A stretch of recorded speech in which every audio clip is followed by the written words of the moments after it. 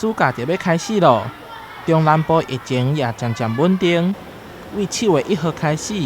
只要学校做好每一项防疫措施，学习课程以及活动就会当用实体办理。那因应我们目前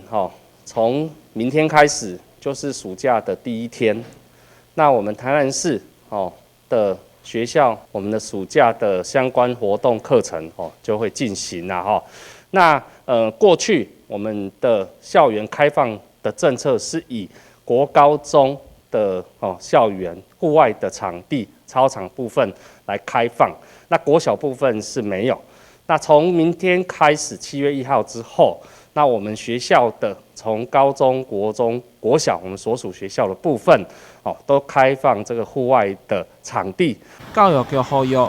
民众入去学校的时阵，要做好防疫措施，